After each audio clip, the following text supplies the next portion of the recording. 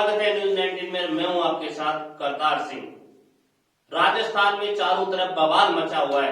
कहीं देखो तो पायलट गुट और गहलोत गुट को लेकर, तो कहीं बीजेपी और कांग्रेस को लेकर, तो कहीं बजट को लेकर। युवाओं में रोष देखने को मिल रहा है, महिलाओं में रोष देखने को मिल रहा है, वहीं यानी जो सीनियर सिटीजन जो बुजुर्ग है उनमें भी यानी रोष देखने को मिल रहा है।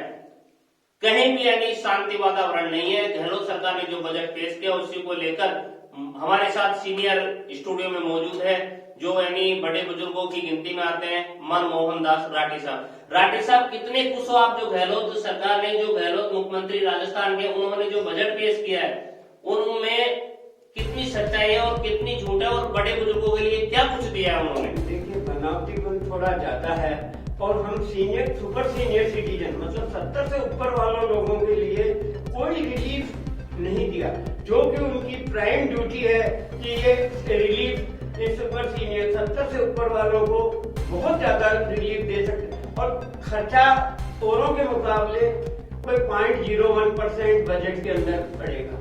इस तरह की चीजों को अगर प्रावधान करें, जैसे वसुंधरा ने किया, 80 साल के लोगों को फ्री राजस्थान रोडवेज, अब आप अगर 70 कर देते हो उसको, लेकिन 70 का मतलब है 69 ईयर प्लस 350 डेज। ये नहीं है कि उसको 71 72 तक घसीटते रहे, ये मत करिएगा। उसको सिर्फ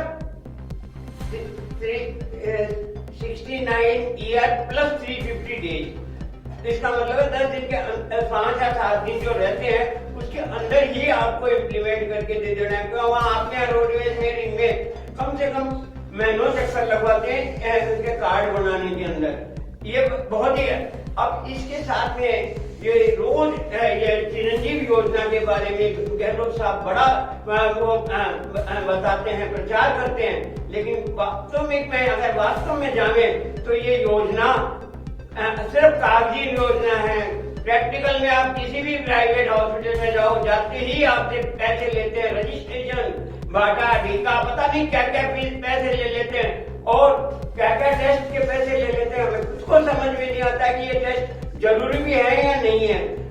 हमारी निवेदन है कि हर हॉस्पिटल जो कि चिरंजीव योजना के अंतर्गत प्राइवेट वाले आते हैं, उनको अपने यहाँ लिखना पड़ेगा स्पष्ट कि हम चिरंजीव योजना में ये काम, जैसे कंसल्टेशन है, रजिस्ट्रेशन है, ये सब फ्री है, और जो भी टेस्ट वगैरह होंगे, आपका इलाज, आपका कोई आपसे कैश नहीं लिया जाएगा। अगर कोई बनता भी है नियम के अनुसार तो राजस्थान गवर्नमेंट से वो लेंगे, नहीं कि जो पेशेंट जाता है उससे वसूल करेंगे। कृपया इस बारे में विशेष ध्यान दीजिए। बुजुर्ग आदमी कहाँ डोले, किस तरह गुम है, इसके लिए हमें जो गहलोत साहब से निवेदन है कि अभी बजट चल रहा है सेशन, इसके छोटी सी बातों का इम्प्लीमेंटेशन करें। किसी प्राइवेट हॉस्पिटल में आप जाके देखो, इतना भद्दा व्यवहार करते हैं वो, अगर पैसे नहीं दो तो। इसलिए ये पैसे वाली चीज उनको साफ लिखनी पड़ेगी अपने बोर्ड पे, रिसेप्शन पे, कि कोई आपके रजिस्ट्रेशन चार्जेस नहीं है, कोई टेस्टिंग चार्जेस नहीं है, कोई मेडिसिन के चार्जेस नहीं है, कोई अगर वो देते हैं तो वो मेडिसिन। इसलिए ये इस सुधार की बहुत अति आवश्यकता है। हम जो 70-80 साल के बुजुर्ग हैं, ये कहाँ डोलते फिरेंगे। एक तरफ आप कहते हो हमने बहुत बढ़िया 10 लाख से हमने 30 लाख कर दिया, 25 लाख। अरे कुछ 25 लाख किसको दे रहे हो? बेनिफिट कितने लोगों को दिया आपने? कुछ भी बेनिफिट नहीं दिया। अभी 10 लाख के बेनिफिट वाले लोग रो रहे हैं।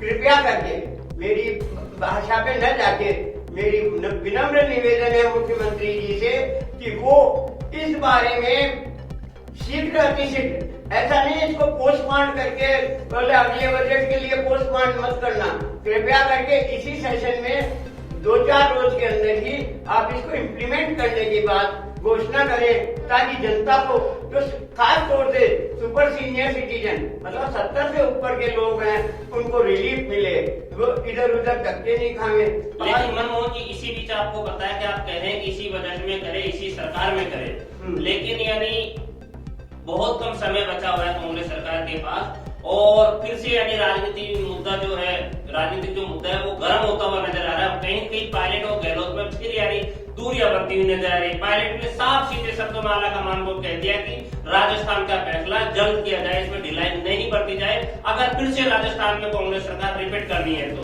इस दौरान आपका क्या कुछ कहना है कांग्रेस? मेरा विनम्र निवेदन है कि आप देखो, किसी के साथ फैसिलिटी नहीं दोगे और आप बिना मतलब की कंजूसी दिखाओगे, जिसके अंदर कोई बजट के अंदर कितना 0.01 लाख का खर्चा है, उसमें नहीं कर, आप अरबों रुपए का खर्चा दिखाते हो, अरबों रुपए की बातें करते हो, उसमें क्या फायदा है? आप छोटे से काम तो करना चाहते नहीं हो और आपकी इंटेंशन क्या है ये क्लियर कर दो। हम तो इंटेंशन का शब्द को ऊपर अननेसेसरी आप वो मत करिए। हमारी विनम्र निवेदन है मुख्यमंत्री जी से कि मुख्यमंत्री जी इस बारे में इमीडिएट एक्शन लेवे, मतलब इसको टाला टोलने वाले नहीं बोले अगले बजट का वो करे हमारे पास। अरे तुम्हारे पास इतना अरबों रुपए का बजट है, फिर भी हमारे को रुलाते हो बुजुर्गों को, ये विचार का विषय है। इसके ऊपर और जितने भी प्राइवेट हॉस्पिटल हैं आपने उसको सस्ती जमीन दी है, सस्ते इक्विपमेंट इंपोर्ट करने को अलाउ करा, उसका हमारे को बेनिफिट क्या मिल रहा है?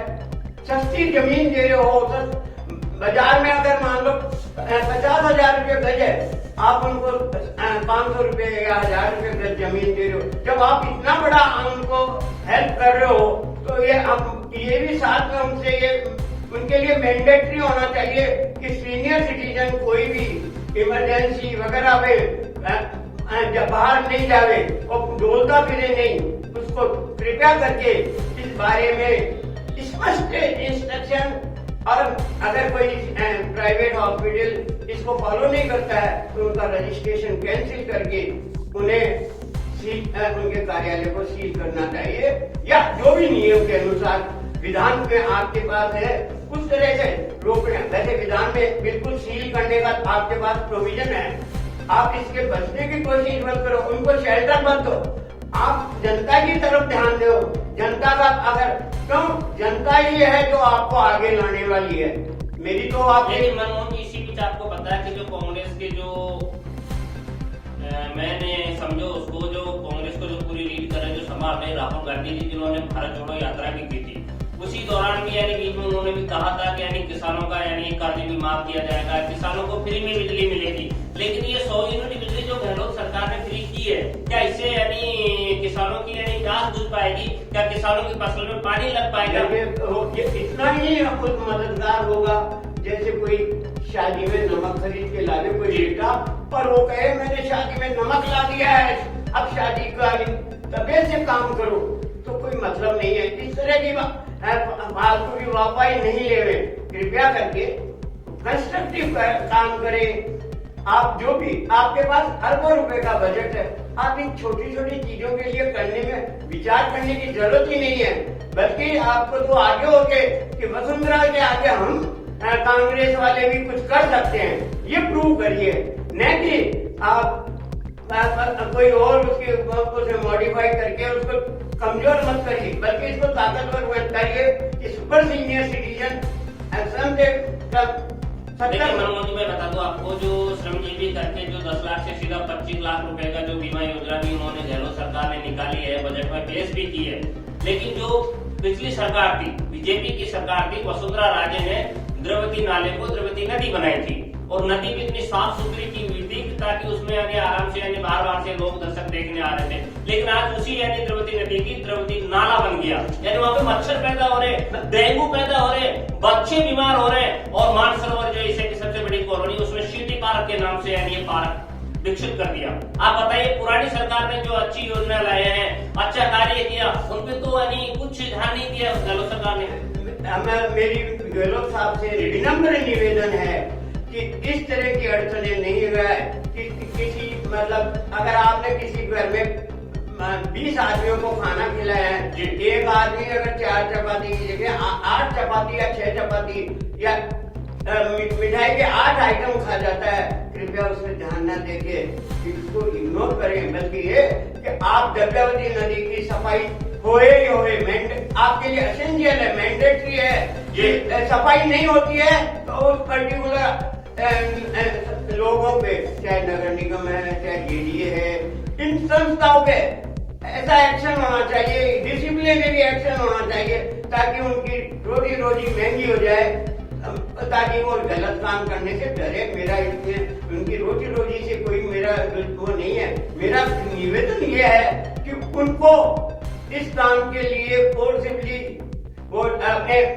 मैंने में यहाँ एक इस रिपोर्ट लिखे कि द्रव्यावती नदी बिल्कुल साफ है, कहीं गंदगी है तो इस नंबर पे संपर्क करके हम हमें सजेस्ट करें, हम उसको सफाई तुरंत 24 घंटे के अंदर अंदर करा देंगे। ये नहीं तो कंप्लेंट आने के 4 साल बाद आप कहो कि हम कर रहे हैं, ये मेहरबानी करके ऐसा काम नहीं कराएं। मेरी तो आपसे विनम्र निवेदन है, इस नदी को डेवलप करिए, इसके पानी का यूज करिए। ये भावना क्या थी कि ये पानी कहीं कहीं अच्छे काम में लगे और जनता की शिकवा हो। तो आपने देखा और सुना, ये थे यानी मनमोहन घाटी साहब, जिन्होंने यानी साफ तौर पे कह दिया कि जो गहलोत सरकार, जो राजस्थान के मुख्यमंत्री जो जननायक कहलाते हैं अशोक गहलोत जी, उनके बजट से यानी सीनियर सिटीजन कहीं भी संतुष्ट नहीं है। और उधर को देखो तो चारों तरफ हाहाकार मचा हुआ, युवाओं में पेपर लीक को चक्कर बनी हुई है, पेपर लीक का मुद्दा कोई नहीं उठाता है। और इसी को लेकर युवाओं का कहना भी है कि हमने राजस्थान में सिर्फ जब वोट दिया कांग्रेस सरकार को तो पायलट का चेहरा देखा था कि सचिन पायलट को सीएम बना दिया जाएगा, लेकिन ऐसा देखने को नहीं मिला। क्या आने वाले समय में राजस्थान में फिर कांग्रेस सरकार रिपीट होगी? देखते रहिए और बने रहिए न्यूज़ 19 के साथ। नमस्कार।